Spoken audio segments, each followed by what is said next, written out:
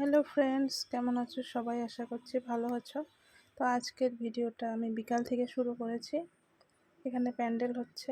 আমার শ্বশুরমশাই গত 1 বছর আগে এই দিনেই মারা গিয়েছিলেন। তো ওনার বছরটির জন্য প্যান্ডেল করা হচ্ছে। আর এই বিকেল বিকেল আমি এখন একটু পায়েস বসিয়ে দিয়েছি, কারণ আমার মেয়ে একদম দুধ খেতে চায় না।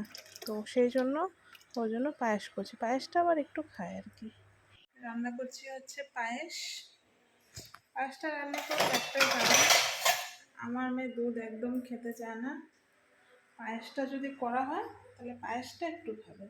তো ওকে মানে দুধ খাওয়ানোর জন্য আমাকে মাঝে মধ্যে পায়েস বানাতে হয়। এটি হলো পায়েস বানানোর কারণ। আমি একদম ভালোবাসি না, কিন্তু মেয়ের জন্য এখন বানাতে হয় আমাকে। তো আজকে দুপুরের খাওয়া দাওয়া এখনো হয়নি। বাইরে প্যান্ডেল হচ্ছে, আমার শ্বশুরের হচ্ছে বাৎসরিক।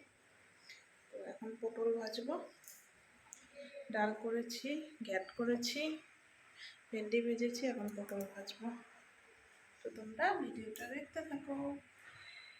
তো এখানে হচ্ছে পটল ভাজা, আর এখানে তো পায়েসটা হচ্ছে।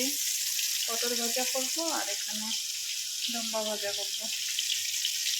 এখন বাজে দুপুর, আর কি বলবো, বিকেল 4টে হয়ে গেছে। আমাদের আজকে এখনো খাওয়া দাওয়া হয়নি।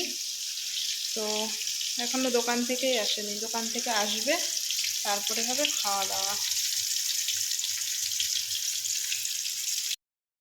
আর এই হচ্ছে আমাদের দুপুরের খাবার আজকে।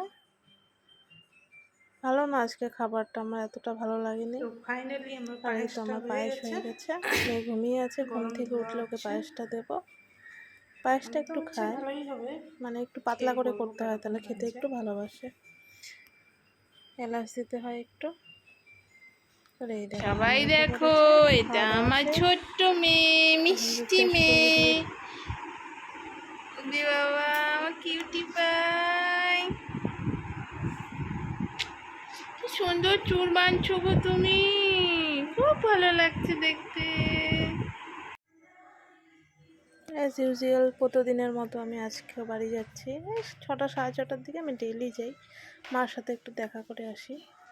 আর আমার মেয়েও একটু খেলাধুলা করে মার সাথে, মারও ভালো লাগে।